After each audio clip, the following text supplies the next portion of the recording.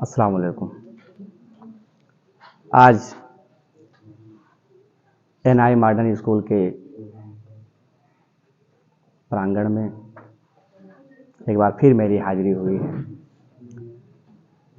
बच्चों के इस पुरस्कार वितरण समारोह में आकर काफ़ी अच्छा लगा। हमारे बीच में बहुत से सम्मानित लोग मौजूद हैं।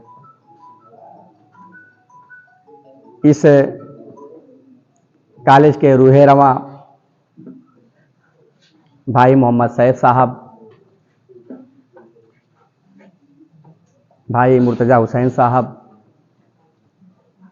भाई नूरुल हसन साहब और हमारी बहनें भी कई हैं जो इस विद्यालय में तालीम दे रही हैं बच्चों को।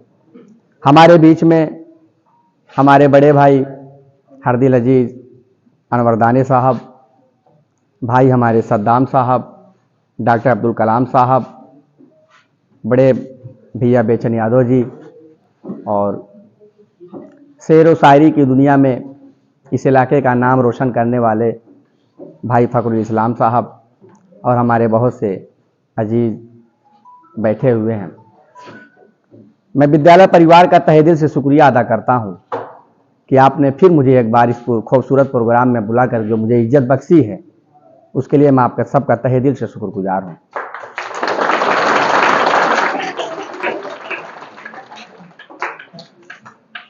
ये पल ऐसा होता है, सच में कहा साहब साहब ने, कि बचपन की यादें ताज़ा हो जाती हैं। हम लोग भी कभी आप ही लोगों के जैसे, आप ही लोगों की उम्र के थे और पढ़ाई में किसी का कोई साथ नहीं होता है। आज हम यहाँ हैं, कल हमको यहाँ से निकल करके कहीं और जाना है। सबके साथ छूटने हैं, सबको बिछड़ना है एक दूसरे से, और फिर यही होगा कि बहुत तलाश करोगे नजर ना आऊंगा, मैं अपने होने का एहसास छोड़ जाऊंगा। यादें रह जाती हैं, पत्तियां बह जाती हैं, तूफान चले जाते हैं, यादें रह जाती हैं, इंसान चले जाते हैं। सच में यादें कहीं जाती नहीं है। हमारे जो गुजरे हुए लम्हात होते हैं हमेशा याद आते हैं, और सबसे बेहतर जीवन ये होता है, सबसे प्यारा जीवन ये होता है। आज अभी बहुत सारे हमारे छोटे छोटे भाई और बहनें पुरस्कार पाएंगी। बहुत से ऐसे लोग होंगे जो इस पुरस्कार से महरूम रहेंगे क्योंकि उनको मुकाम हासिल नहीं हो पाया, लेकिन घबराने की जरूरत नहीं है। एक ऐसा कंपटीशन होता है कि इस कंपटीशन में आप जितना ज्यादा कंपटीशन करेंगे उसमें आपको तरक्की मिलेगी, उसको कोई रोक नहीं सकता है। सफर में धूप तो होगी, जो चल सको तो चलो, सभी हैं भीड़ में, तुम भी निकल सको तो चलो। किसी के वास्ते राहें कहां बदलती हैं, तुम अपने आप को खुद ही बदल सको तो चलो। और यहां किसी को कोई रास्ता नहीं देता, मुझे गिरा के तुम भी निकल सको तो चलो। और यही है जिंदगी, कुछ खाक चंद उम्मीदें, इन्हीं दोनों से तुम भी बहल सको तो चलो। इसमें किसी का कोई साथ मिलना नहीं है। आपको पढ़ाई में अच्छा मुकाम हासिल करने के लिए, तालीम हासिल करने के लिए आपको मेहनत करनी पड़ेगी। ये कोई जरूरी नहीं है कि आप तालीम हासिल कर करके कोई अच्छी नौकरी पा जाएं। ये कोई जरूरी नहीं है कि आप तालीम हासिल कर करके कहीं ना कहीं सेटल हो जाए, ऐसा कुछ नहीं है। आप कोशिश करिए नौकरी पाने की, आईएएस पीसीएस बनने की, डीएम बनने की, एसपी बनने की, कोई अच्छा डॉक्टर बनने की, कोई अच्छा इंजीनियर बनने की। लेकिन कोशिश के साथ साथ अगर आपको मंजिल नहीं मिल पाती है तब भी आपको घबराने की जरूरत नहीं, आपको परेशान होने की जरूरत नहीं है। आज अगर मैं आपके बीच में बोल रहा हूं, तालीम हासिल करके आपके बीच में अगर मैं खड़ा हूं, चंद शब्द कह पा रहा हूं, तो तालीम ही की बदौलत है। आप भी अपने क्षेत्र का नाम रोशन करेंगे, हम अपने क्षेत्र की समस्याओं को उजागर करेंगे, हम अपने क्षेत्र की सामाजिक मुद्दों को उठाएंगे, बड़े बड़े मंचों से उठाएंगे। ये कब उठा पाएंगे? जब हम तालीम हासिल करेंगे। हमको कहां कौन से लफ्ज इस्तेमाल करने हैं, कौन कौन सी बातें कहां हमको पेश करनी है, कौन कौन सी परेशानियां हमारे क्षेत्र में है, कौन कौन सी दिक्कतें हमारे क्षेत्र और समाज में है, तालीम हासिल करने के लिए हमारे कौन कौन सी दिक्कतों का सामना हासिल करना पड़ रहा है, इन सब मुद्दों को हम जब सामाजिक मुद्दों पर उठाएंगे, सामाजिक मंचों पर उठाएंगे, बड़े बड़े मंचों पर उठाएंगे, तो निश्चित तौर पर बड़े बड़े जो कुर्सियों पर बैठे हुए हमारी बातों को सुनेंगे और उस पर अमल करेंगे। आज आप तालीम हासिल करने आए हैं एनआई मॉडर्न स्कूल में, आप यहां ये सोच करके जाइएगा कि हम जो तालीम हासिल कर रहे हैं, इस तालीम के बुनियाद पर हम इतनी मेहनत करेंगे कि आने वाले समय में हम भी एक अच्छे डॉक्टर और एक अच्छे इंजीनियर और डीएम और एसपी या बड़े प्रशासनिक पद पर पहुंच करके हम अपने इस क्षेत्र का, अपने इस गांव का नाम रोशन करेंगे।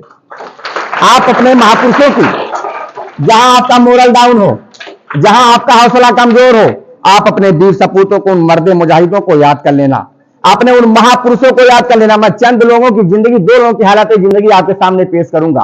आपका जहां मनोबल डाउन हो, आप उनको याद कर लेना, उनकी हालात जिंदगी को पढ़ लेना।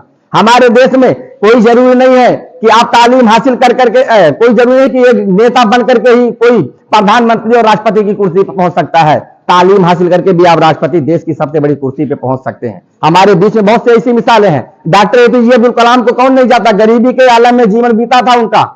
एक पंचर बनाने वाले का लड़का, कुछ नहीं था उनके पास, खाने के लिए कोई सामान नहीं था, पीने के लिए कोई सामान नहीं था, उनकी जिंदगी बड़ी दुश्वारियों भरी थी, लेकिन उन्होंने मेहनत किया था। अपने मेहनत और परिश्रम की बुनियाद पर वो हमारे देश के मिसाइल मैन बन करके उभरे थे। हमारे देश को एटम बम दिया था, हमारे देश को एक ऐसा मिसाइल बना करके दिया था कि आज पूरी दुनिया हैरत ज़दा है। आज पूरी दुनिया में डॉक्टर एपीजे अब्दुल कलाम का नाम लिया जाता है और हिंदुस्तान में उनकी काबिलियत को देखते हुए हमारे देश के लोगों ने, हमारे देश के प्रधानमंत्री ने उन्हें राष्ट्रपति की कुर्सी पर बिठाया था। ये हमारी तालीम की बदौलत हुआ था। कोई चुनाव लड़ करके नहीं गए थे डॉक्टर एपीजे अब्दुल कलाम, कोई चुनाव लड़कर राष्ट्रपति नहीं बने थे। उन्होंने तालीम की बुनियाद पर, अपने इल्म की बुनियाद पर कुर्सी को मुकाम हासिल किया था। हमारे पास डॉक्टर भीमराव अंबेडकर, उनकी जिंदगी को याद करिए, उनकी हालात जिंदगी को याद करिए। वो दलित समाज का बेटा, जिसे छुआछूत की नजर से देखा जाता था, जिनके समाज की कोई इज्जत नहीं थी, जिन्हें घरों में घुसने नहीं दिया जाता था, जिन्हें कहीं सामाजिक स्थानों बैठने का अधिकार नहीं था। उस डॉक्टर अंबेडकर जी को, जिन्हें विद्यालय में प्रवेश नहीं दिया जाता था, अगर कहीं विद्यालय में प्रवेश हो जाता था तो उनको किनारे बैठाया जाता था। दलित समाज का होने के नाते छुआछूत की नजरिए से देखा जाता था, लेकिन हिम्मत नहीं आ रही। उन्होंने मेहनत किया था, फुटपाथों पर लाइटों के सहारे बैठ करके अपने तालीम हासिल किया था। और तालीम हासिल करके उन्होंने जब अपने आप को ये साबित कर दिया और आगे चल करके हमारे देश को एक ऐसा संविधान लिखने की जरूरत पड़ी थी। अंग्रेजों ने कहा था कि हम तो देश को छोड़ करके जा रहे हैं, लेकिन ये बताओ इतने बड़े देश को चलाएगा कौन? तुम चलाओगे कैसे? तुम्हारे पास कोई नियम कानून है ही नहीं। एक गोरी चमड़े वाले बड़ा घमंड कर रहे थे, उसी काली चमड़े वाले के बीच से एक बेटा डॉक्टर अंबेडकर हमारे बीच में आता है और कहता है परेशान मत होना, मैं भारत का संविधान मैं लिखूंगा। और उन्होंने 2 वर्ष 11 महीने 18 दिन में एक ऐसा संविधान लिख करके दे दिया हमारे हिंदुस्तान को कि पूरी दुनिया हैरत ज़दा है। उन्होंने ऐसा संविधान लिख दिया, आज पूरे दलित समाज का नाम रोशन उन्होंने कर दिया है। आज समाज में जीने के लायक अगर कोई मुकाम दलित समाज को मिला है तो डॉक्टर भीमराव अंबेडकर की देन है। आज दलित समाज के लोग अगर मुख्यमंत्री और प्रधानमंत्री, राष्ट्रपति की कुर्सी पर बैठने का अधिकार पा रहे हैं तो डॉक्टर भीमराव अंबेडकर ने उनको अधिकार दिया है। समाज में जीने का अधिकार दिया है, समाज में कहीं भी किसी भी मंच पर बैठ करके वो बड़ी बातों को रख सकते हैं। ये तालीम की बदौलत हुआ है। एक दलित समाज के बेटे ने पूरी दलित समाज की जिंदगी को उजागर कर दिया, रोशन कर दिया। इसीलिए आज मेरे भाइयों, मेरे बहनों, आपको घबराना नहीं है। पिछली बार भी मैं आया था आपके बीच में, बहुत सारे लोग पुरस्कार पाए थे, बहुत सारे लोग नहीं पाए थे। मैंने कहा था आपको घबराना नहीं है, आप मेहनत करना, हिम्मत नहीं हारना। ये तो आपका प्रोत्साहन है, आपको प्रोत्साहित किया जा रहा है। इसलिए प्रोत्साहित किया जा रहा है अच्छे नंबरों से आने वाले बच्चों को कि आप भी मेहनत करो। अगर कुछ कमियां रह गई हैं तो आप भी इसको दूर करो। आप घरों पर जाओ, एक टाइम बना लो पढ़ाई का। आप खेल कूद में भी ध्यान रखो, हर एक चीज में ध्यान रखो, लेकिन उसके साथ एक पढ़ाई का भी एक शेड्यूल बना लो। आप घर पे रहो, पढ़ाई से हमको ये भी पता चलता है कि हमको बड़ों की इज्जत कैसे करनी चाहिए, अपने माँ बाप की नाफरमानी नहीं करनी चाहिए, हमें अपने माँ बाप की इज्जत करनी चाहिए, अपने छोटों से प्यार करना चाहिए। तालीम हमें सिखाती है।